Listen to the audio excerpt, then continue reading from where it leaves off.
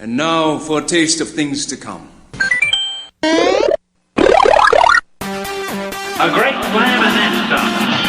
It's on. It's time for the new GameOn Podcast. We're celebrating our favorite games. Falcon Punch! Mamma mia! Finish him! It's a little bit of the old, You're good, but I'm better. a little bit of the new, I am assuming direct control. and everything in between. But enough talk. How about you? Let's get things started. Get more from your gaming habit with Jeff Johnson. Game on! Game on! Game on!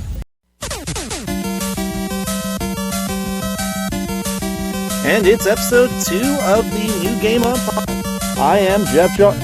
I said episode 2 there, didn't I? Episode 6 of the new GameOn Podcast, the second part of our discussion on the top 100 games I've ever played list. And once again, we are live. You can tell because I'm not editing anything out this time. So little mistakes like that, they can happen when you're doing live shows.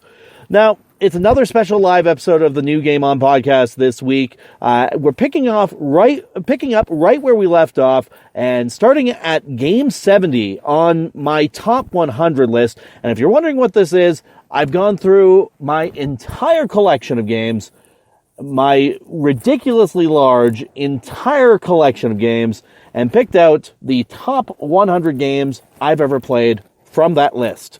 And so it's here, we're talking about it, and you can view that full list on our blog. It's JJ Plays Everything, or you can visit the GG app profile and find the top 100 list there. The link is in the description to this episode. It's also in the description on the JJ Plays Everything blog, so you can find us wherever you want through our usual sources.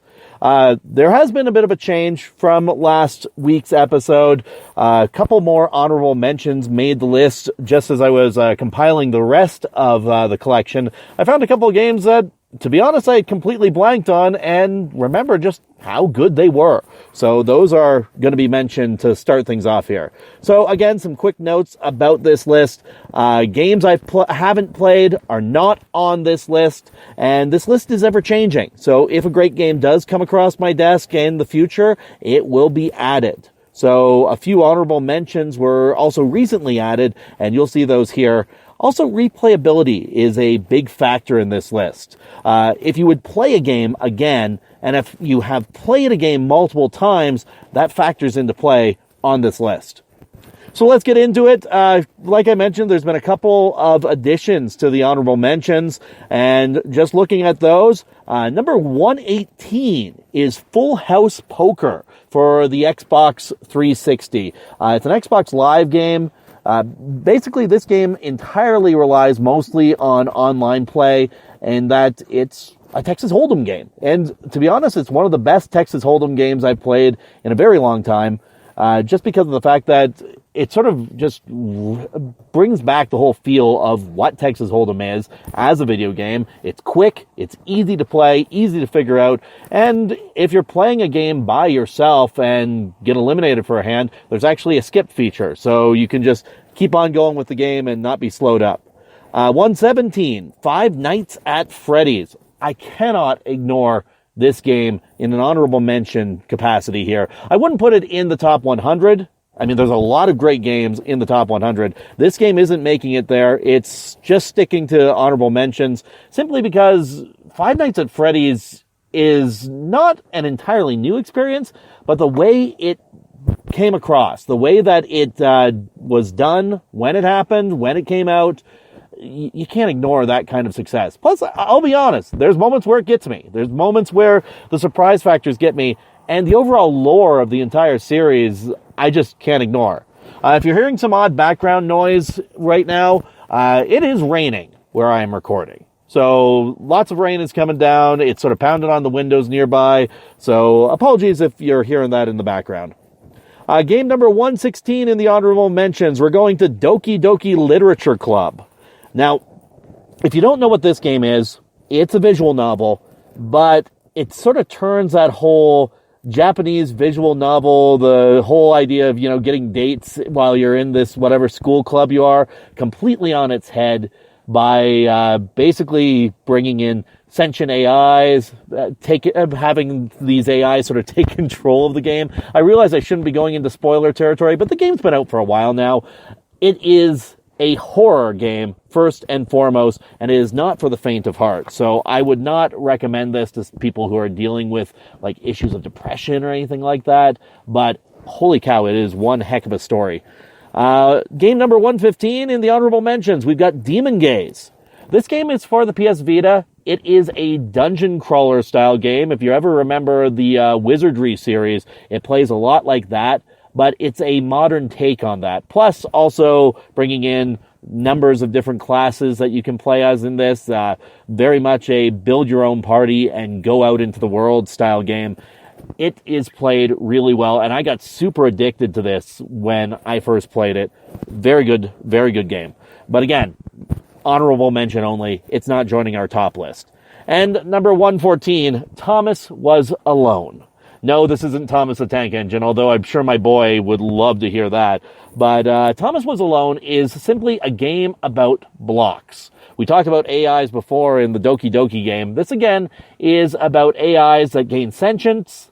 And, obviously, it's part of the story here. They're not sort of taking control of the game or anything like that. But their whole thing is, basically, it makes you feel about blocks. And it actually is done really well. So, yeah, honorable mention status, there it goes. So, like I mentioned, there's our honorable mentions that have been added to the list. When we come right back, we're going to get into the list proper. We're starting at number 70, and just so you know what we're talking about, game number 70 on this list is Dragon Ball FighterZ. That's coming up in a few moments. I'm Jeff Johnson. This is the new GameOn Podcast. You know what they say, when life hands you lemons, Do a barrel roll. and when you want to know about your favorite games, listen to Game On with Jeff Johnson. And the new Game On Podcast is not brought to you by Microsoft or the Xbox One, but they're making some awesome additions to their Game Pass service. Streets of Rage 4 was just added to the service at the end of April. It's a brand new game in Sega's Streets of Rage series with plenty of retro throwbacks to previous entries in that series. Lots of cool things to see there. Red Dead Redemption 2 also gets added to Game Pass, and if you haven't played it yet, this is a huge addition to Game Pass for you to play. And don't forget, if you are new to Game Pass, the first month of the service is only $1. I'd buy that for $1. It's certainly worth it. So don't forget, Red Dead Redemption 2 coming to Xbox Game Pass. That's on Thursday, May 7th. So be sure to give that a go. Hey, you. I'm talking to you. This is Duke Nukem, the biggest badass in the galaxy. And if you know what's good for you, you'll listen to Game On. The new Game On Podcast continues. Here's Jeff. All right, no more tiptoeing around it. We're getting right into it. It is the top 100 list of games I've ever played, and we're starting things off at number 70. 70 for this one is Dragon Ball FighterZ. And I can just say this. I've been a Dragon Ball fan my entire life. I love the series. Lots of fun. Dragon Ball, Dragon Ball Z, Dragon Ball Super helped me through some hard times. GT, less said about that, the better. But I definitely want to talk about this game. Dragon Ball FighterZ is, without a doubt, the best Dragon Ball game I have ever played. Extremely strong fighting game, 3 versus 3 fighting style, sort of like Marvel vs. Capcom, which Marvel vs. Capcom is a fantastic series, but this game trumps it just because of these absolutely spectacular screen-filling moves. All the familiar characters from Dragon Ball are there. I kind of wish you could play as Master Roshi, mainly just because I want to play as Master Roshi. Let me nerd out here for a minute, though. Yeah, FighterZ is a fantastic game. Last year we did a tournament for this game, and as part of a sort of fundraiser that we were doing for Extra Life, fit really well with that, and we had a lot of fun with it as well. Great times are had with this game, and I've seen plenty of awesome tournament matchups happen in the esports scene here. Yes, I've actually checked out some esports stuff with Dragon Ball FighterZ, so you know that it's good to me if I'm willing to watch other people play it. Let's move on to the next one. number 69, Phantasy Star Universe. So, this is not Phantasy Star Online for Dreamcast, although I really do like that game. And also, I like Phantasy Star Online 2, which I've recently got a chance to play on Xbox One. This is the Phantasy Star Universe game that came out for the PS2. I believe it also came out in later generation systems as well, but I can't remember specifically. I played it on PS2, though. It's an action RPG done up like in the style of a MMO. And honestly, what grabbed me with this one is just the story's pacing was really well done. The dungeons were fun to play in. Shop interfaces were very good. And I think the biggest thing that caught me was every time you finished an episode in this game, it would go basically anime style sort of openings and anime style sort of recaps of what happened, as well as sort of a telling of what's coming in the next episode. So I really liked that sort of cinematic flair that it had to it, and it got me hooked. I played for quite a while after moving out to BC, and it was a lot of fun. The game deserves 69 on the list. Number 68, we've got Overcooked. Overcooked is a game I love and hate. I will just say this much right now, and as much as I hate some of the elements of this game and how stressed it makes me, I keep coming back for more. It is a fantastic multiplayer game. I've mostly played it with my wife, and the two of us have tried to beat every single level in this game, like 3 stars. Holy cow, that was a infuriating experience. Not because of playing with my wife, but just because the game drove me absolutely bonkers. You would think that a game that makes me mad would not get me on this list, but that's the frustration factor. This is a game that is done in, like, basically 3 to 5 minute bursts. It's quick, and I think the big thing about it is the fact that you just want to keep on playing. There's more to it. It's great. It's a wonderful game to have on this list.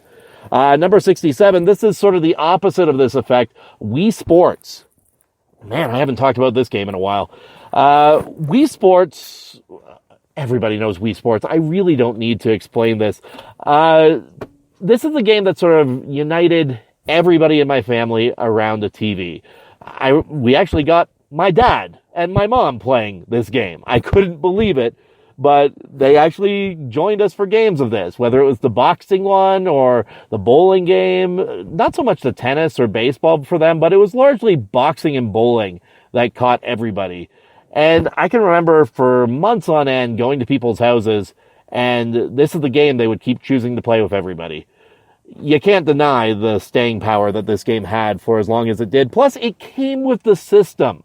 If Nintendo Land for the Wii U was done like Wii Sports, Nintendo Land would be much more accepted than what it was. But Wii Sports, fantastic game, 67 on the list. We're going back in time for number 66. This is Kickle Cubicle for the Nintendo. This is a game that my brother and I obsessed over. And, like, we keep coming back to it. I actually came back to this a few months ago. It is a puzzle game that largely involves ice and water, and your main character has the ability to sort of freeze enemies into cubes and then fire those enemies to make more land to stand on. And it is so addicting. That's the best way I can put it. It is super addicting. Lots of puzzling going on in this one because there is multiple levels in each stage that you have to get through, and each puzzle takes a different solution. There's a variety of different enemies that are involved in this game, and it really just sort of adds to the variety of this game. It's great. It is fantastic. Number 65, going a little bit further ahead. We're going into the Super Nintendo era for this one. This is The Magical Quest starring Mickey Mouse. I can hear a lot of people being like, why is a Mickey Mouse game here? And for myself, this, again, is a game that I grew up with. It was a heck of a lot of fun. And the best way I can describe it is take a Mickey Mouse game, give it Mega Man-style power-ups that you can switch between on a dime, and away you go. And with that, you have yourself a fantastic game. And I can remember, again, this is a game that my brother and I, in our sort of, I'd say, like around 8, 9, 10, 11, 12, in that age range, we kept playing this. And it was a game that we kept going back to. It had staying power, and it was worth it. It's a lot of fun. Number 64 on the list. Let's stick with Super Nintendo for a bit, or Genesis if you prefer. Street Fighter 2. Street Fighter 2 is a game that's lasted. It's got staying power. And again, this is another game that I will still pop in to this day. I think I've actually popped it in a couple of gaming fundraisers that I've done over the years as well. But Street Fighter 2 is one of the king of fighters. This is the game that sort of put up that whole, let's drop our quarters in and play at the arcade forever. This was a staple of the arcade scene. I even remember playing this game at an arcade. Again, I'm dating myself here, but there you go. Street Fighter 2. And by the way, E. Honda was my character for years and years. It's only recently that I started switching to Ryu for like every single game. Or Ryu. Again, I'm going to get sort of butchered on my pronunciation of things. But yeah, Ryu, I use him most often now. Number 63, we're going to the PlayStation. This one is Vandal Hearts. Vandal Hearts is it's a strategy RPG. Basically, turn-based strategy RPG. You move your characters a certain number of spaces and wander around the stage and basically have to kill all the enemies that you run into to sort of move the story along. There are puzzles that can be accomplished throughout these to find sort of the hidden stages and sort of hidden areas where you can get special armor. I never really did that. Because at my age, the thing that I obsessed with this game was every time you killed a bad guy, like every time you killed one of the enemy forces, all of a sudden there'd just be this fountain of blood that would shoot into the air. And like, teenage me just loved that. There was just something cool about that. And the characters in this game are interesting. There's a lot of fun to be had here. I really, really love tactical RPGs, and you'll see that as we get later into the list. Number 62, I was just playing this game this weekend. Double Dragon for the Nintendo. Double Dragon is one of the best beat-em-up games ever. I'll just put it at that. Double Dragon, the original Double Dragon, is just absolutely fantastic. And it's one of those games where, have you ever played a game for, say, the Nintendo, and are like, wow, this game has aged really well? That's Double Dragon. Funny story about this, I finally beat this game for the very first time. Basically, I sort of repurchased this game on Xbox One as part of the Double Dragon Kunio-kun collection. They don't actually have the collection available in America on the Xbox One. I don't know why. I really wish they would.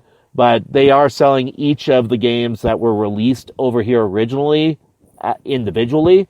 So I picked up that one and realized, oh, this has a save state feature.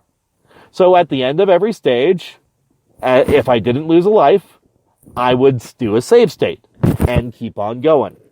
And if I ran into any trouble, retreat back to the save state and keep going. And finally got past that fourth level. That fourth level with the moving blocks and the 5 chins and oh my god, that level is painful. It is absolutely infuriating to try and get to the last level of the game. But yeah, finally did it. It was there. Double Dragon got beaten. And to me, it's the staying power of this game because I find myself revisiting it every couple of years. It is a great beat 'em up.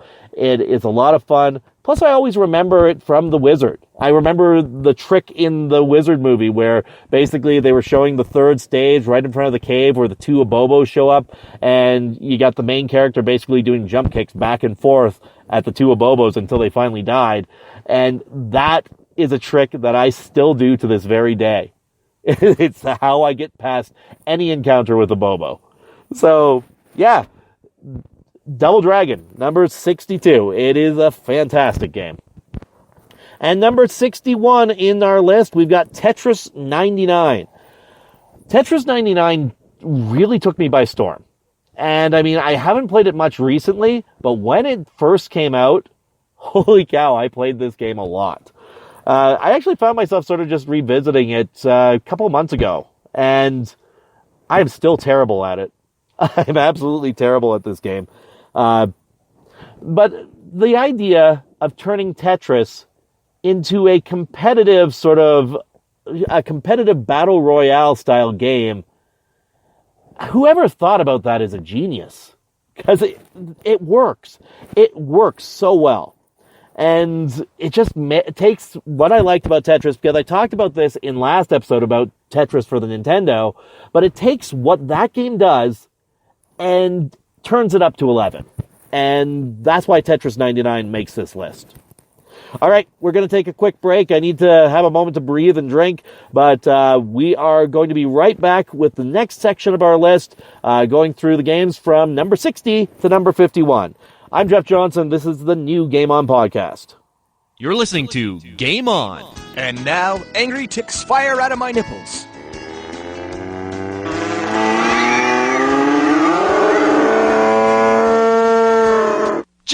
Just listen to the show. Who comes up with this crap? Game On, your new favorite podcast on today's drive to work. Mamma mia! We set high standards here. Here's Jeff.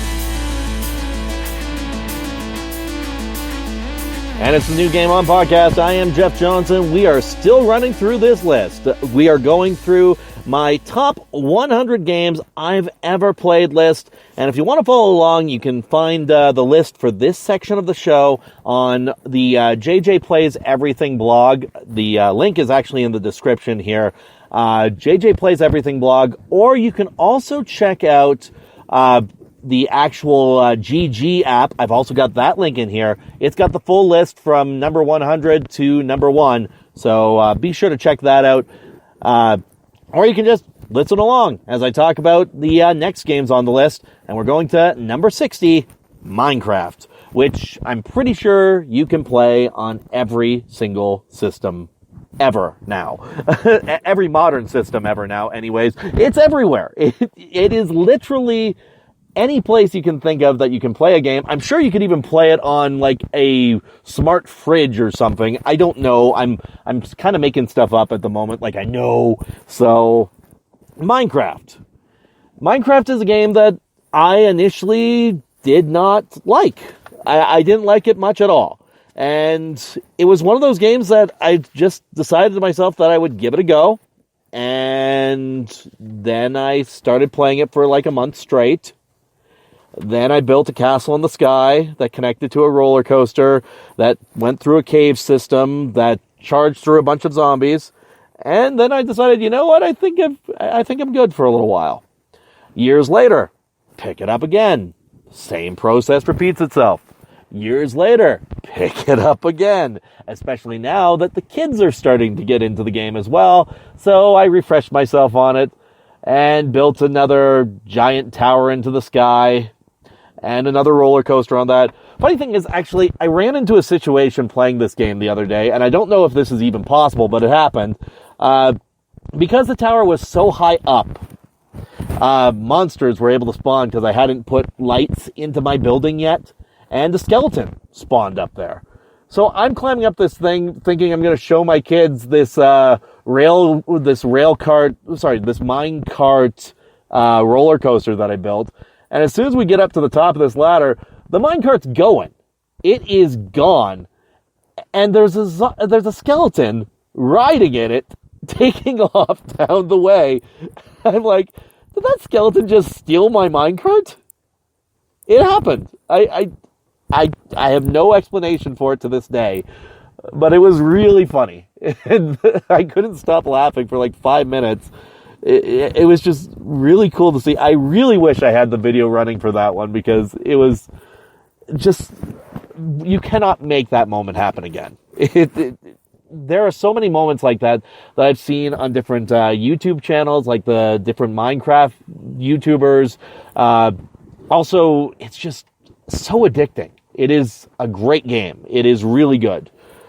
And yeah, this is definitely one of those games that if I can keep coming back to it and still have a good time every time, this is one of the top 100, and it's worth its spot.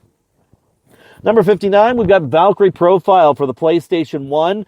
Valkyrie Profile, I haven't given it much of a replay. I know when I first got it, I tried to go through it a couple of times in the different difficulty levels. It is a hard game. It is a really hard game. And a lot of fun, too. The only reason I say this, there's another game that recently came out called Indivisible that tried to recreate the battle system in Valkyrie Profile. And, I gave Indivisible a little bit of a go, and I just didn't get the same feel that there is from Valkyrie Profile. I'm sure if I gave Indivisible a little bit more time, I'd get that feel again. But the battle system in Valkyrie Profile is not seen in quite a few other places. It is a unique battle system. Each one of your sort of buttons, like, A, B, X, Y on the Xbox One, each one of them will set off one of the attacks for your party. And your goal is to sort of juggle the opponent to get combos going, to reach a point where the bar hits a almost limit break style super attack. And once that character hits that, if they get the bar up to a certain point again, then you can set off another character's super attack and keep it going. And it's just a really huge combo system combined with a unique RPG story. And that's what made Valkyrie Profile so cool, so fun to play when I went through it. Plus, I really enjoyed sort of the Norse mythology involved there. And I remember getting super stuck at just the end sections of that game, going up against those final bosses. But it's worth it. It's a great game. Number 59 on this list. Number 58 on the list, though, we're going to an Xbox 360 game. It's Double Dragon Neon. And I was talking about how good Double Dragon is. Again, Double Dragon Neon, I initially didn't like it when I first got it. Then I got into a two-player game of it with one of our contributors at the time, Roger. And, oh, man. So this game works really well as a two-player game. And all the callbacks to the old Double Dragon games in this one, it's really cool to see because it pays honor to all the old game. It pays honor to the original Double Dragon and to other Double Dragons in the series, and at the same time, it sort of stands on its own with the villain character. And I really am happy that they brought Abobo back in this game. Skullmageddon, Skullmageddon's great. He is one of the villains in this. He is the main villain in this game, actually. And when you get into the sort of final stretches of this game and go up against Skullmageddon in those final fights, the rush of that final section of the game, not too many games can accomplish that. And this game does it extremely well. Plus, it's a musical final boss. Because as soon as you beat him, it goes into this whole sort of Queen-style ballad to sort of go along with the credits, and it's great. It's really great. But yeah, Double Dragon Neon. If you haven't played it, give it a go. And number 57 on my list, Tecmo Super Bowl. Tecmo Super Bowl is, without a doubt, my favorite football game ever. Even though it came out on the Nintendo, I also remember it on the Super Nintendo, playing both, Tecmo Super Bowl on Nintendo and Super Nintendo.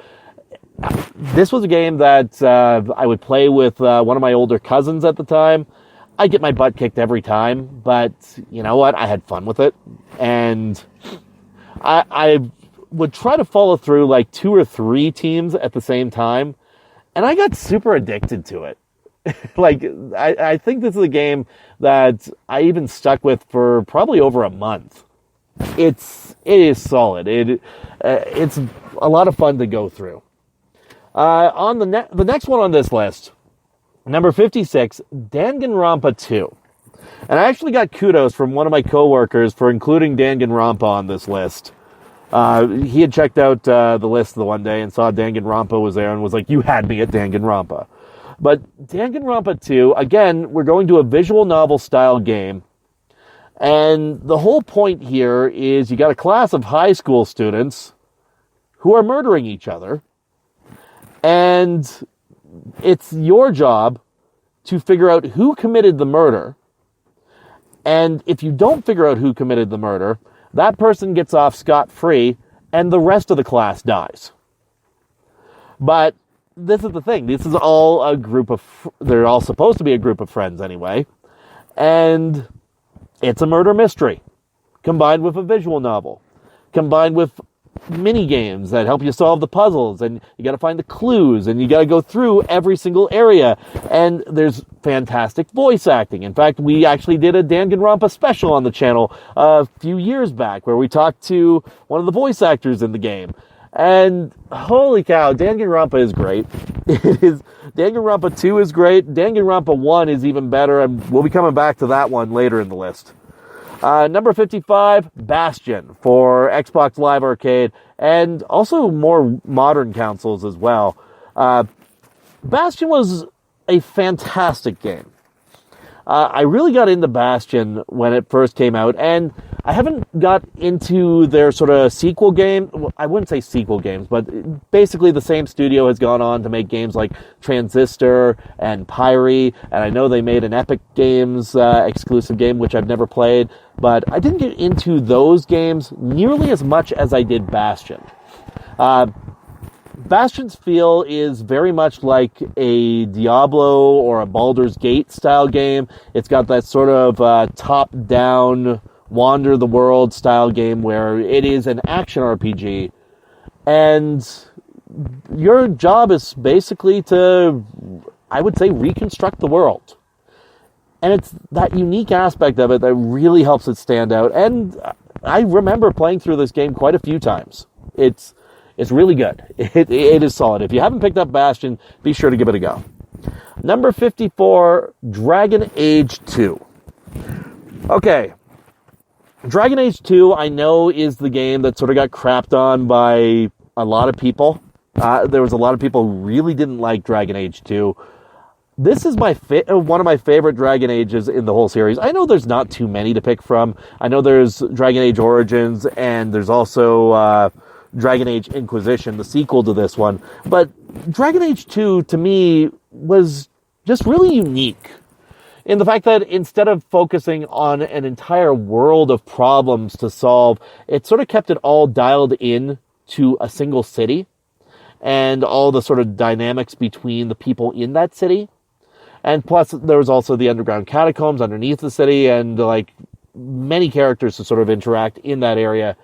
To me, that sort of just helped it stand apart, because I like the characters in the second game a lot more than I did the first game. And I don't know why that is, but the story of it really keeps me sort of invested. And yeah, Dragon Age 2 is worth the play. Number 53, we're sticking with Xbox 360. We've got Fallout 3. Fallout 3 is what got me back into gaming. I'll just put it that way. I took a bit of a break from gaming when I was going into my college years, and also when I moved out to British Columbia in the first place. I moved across the country from Ontario to British Columbia, and during that time I just took a break from gaming. I would play games every now and then, but not as invested as I am now, and not as invested as when I was younger. And in meeting people out here, I befriended a couple of people along the way that were living out here, and I can thank Curtis for this one. I don't mention Curtis on the show too often, but I can thank Curtis for this one, because Curtis introduced me to the Xbox 360. I was sick one day, he brought his Xbox 360 over, plugged it in, put Fallout 3 in, and said, now you'll have plenty to do while you're on the couch. And I played Fallout 3. And I immediately, once I was better, went and hunted down a Xbox 360 to have Fallout 3. And from there on, it was back to full gaming. So, thank you, Curtis. I can thank you for that one. 52, Banjo-Kazooie. It's Banjo-Kazooie. What do I really have to explain here? Banjo-Kazooie is one of the best collectathons that were on the Nintendo 64. And I had a lot of fun with it. When I was younger, I played it with my brother. He basically led the charge with this game. In later years, I'd say probably last summer, I actually gave Banjo-Kazooie a go again. And it's aged really well. It plays well. There's some points on it that are really frustrating, but Banjo-Kazooie is good no matter when you pick it up. And I can tell you right now, a lot of people have fond memories of this, because when they announced Banjo for Smash, people were flipping out, and I understand why. At number 51, we've got Super Mario Galaxy. So, Super Mario Galaxy, I don't think they've made a Mario game like Super Mario Galaxy since Super Mario Galaxy. Odyssey is great, I'll say that much, Odyssey is great, but I couldn't put Galaxy down. Just this whole sort of explore the universe, this whole mechanics of basically gravity taking hold on you when you get near different planets, and basically running around the different planetoids that are there, or the stars that are around. This game is incredibly solid. It's really good, and I'm amazed that they could pull a game like this off with the Wii. So, number 51, Super Mario Galaxy, well done. Okay, I took a little bit longer on that section than I thought I was going to, and we're basically left with 8 minutes to go through another 10 games. So, I'm going to throw to a quick break, and then we'll be right back. I'm Jeff Johnson, this is the new GameOn Podcast. You're listening to Game On. Tremble in fear at our 3 different kinds of ships. Hey, this is David Hayter. I'm the voice of Solid Snake, and you're watching Game On. So pay some damn attention. You're listening to the new Game On Podcast with Jeff Johnson. And it's the new Game On Podcast. I am Jeff Johnson. Welcome to the lightning round as we go through games number 50 and number 41 and my top 100 games I've ever played list. So let's get to this. Number 50, Sonic the Hedgehog 3 and Knuckles. I'm kind of cheating a little bit here because I'm combining 2 games into one, but that was the whole point of these games.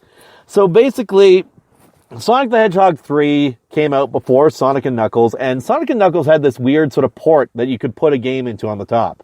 So you could do that with any Sonic game, like Sonic 2 and Sonic 3 both went into it.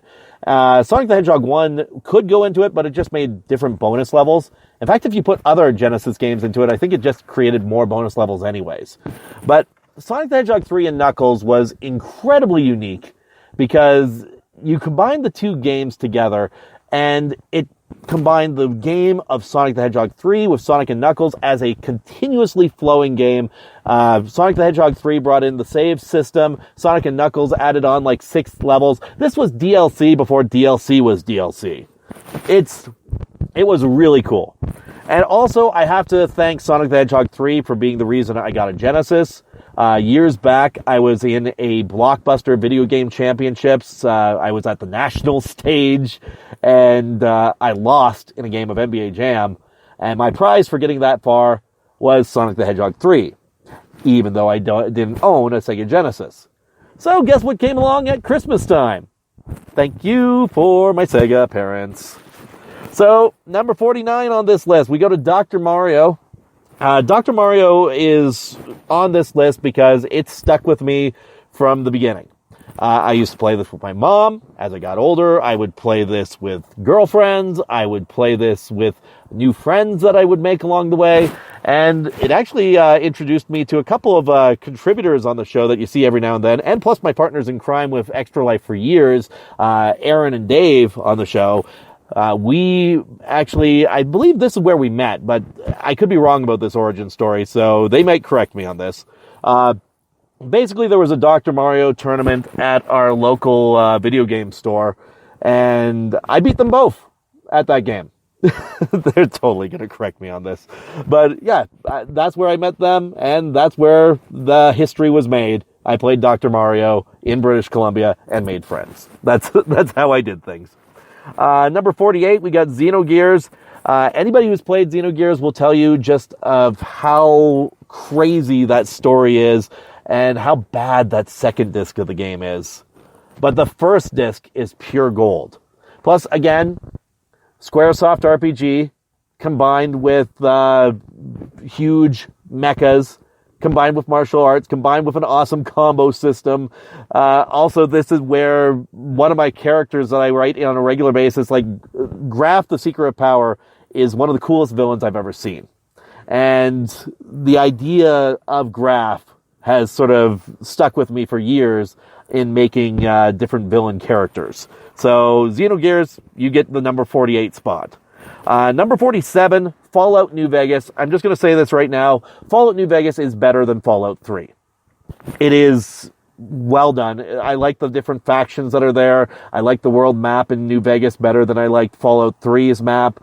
And New Vegas caught me. I pretty much did everything in this game until we had a save file corruption, and I vowed never to play Fallout New Vegas again. But for the time I did play it, it was great. And it deserves a spot. Number 46, we've got Saga Frontier. Saga Frontier, oh god, I'm going to have to probably do another episode on this one. But Saga Frontier is that bad game that I love to defend. Because I love the battle system in this game. I love how you learn moves. I love how you can upgrade your mechs in this game by fighting other mechs. I love how you can upgrade your monsters by eating pieces from other monsters and evolving them into new monsters. And also I love the fact that there's 7 different quests in this game that you play through. It's 7 stories in one. Granted, Loot's quest in this game totally sucks because basically it's you start the game and look, you're at the end of the game. That's Loot's quest. Okay, number 45, Mass Effect 3. Yes, a lot of people crap on the ending of this game. That doesn't mean the rest of the game wasn't fantastic. Plus, the multiplayer section of this game was gold. I remember playing this with my buddy Kyle, another contributor on the show. We played this quite a bit online whenever we could. He played it a lot more than I did, but that's because my internet sucked. So, it's a great game. Number 44, Star Fox 64. Can't let you do that, Star Fox. Oh, and don't forget, do a barrel roll. But yes, Star Fox 64, best game in the Star Fox series to me. There's a reason they remade it for the 3DS, and that's because it is very good. And this was one of those games that I tried to basically do everything in it. I couldn't do everything in it, so I relied on some Game Genie cheats. Or was it Game Shark at the time? I can't remember. Anyway, cheat codes helped me beat the entire game. Number 43, Resident Evil 2. Without a doubt, one of the best Resident Evil games ever made. No, I have not played the remake. It's on my pile of shame. I definitely want to give it a go. Number 42, Secret of Evermore. This game is fantastic. So basically take the Secret of Mana style, put a boy and his dog together, and away you go. Lots of different worlds. It's a very sort of Americanization of Secret of Mana, and it just stuck with me. I really enjoyed it. I also like the alchemy system in this game, because you don't see that too often in different games, where you gotta get ingredients to sort of fuel your magic. And last one on this list, this one's a no-brainer, guys. Number 41, The Witcher 3 Wild Hunt. The big question is going to be why I have this game so low on the list. And that's simply because even though it's fantastic, it hasn't grabbed me to the point where I just want to keep playing the game forever and ever. I think it is a fantastic game, don't get me wrong, but the next games on this list are even better. And you'll find out about that in our next episode, when we try to go through the final 40 games of the top 100 games I've ever played list. So, thank you for joining me. I am Jeff Johnson. I'm the host of the New Game On Podcast. So, be sure to check out the full list if you got a sec. That's in my GG app. You can find the link in this description, or you can just go to the JJ Plays Everything blog. So, thanks for joining us, and we will see you next week. And you're listening to the New Game Podcast, the New GameOn Podcast with Jeff Johnson. You can find more content from GameOn on Facebook and on YouTube.com/GameOnGNT. And don't forget to check us out on Spreaker for all your podcast needs. And remember, no 32-year-old game can beat Jeff Johnson. Except for Ninja Gaiden, those birds can go suck an egg.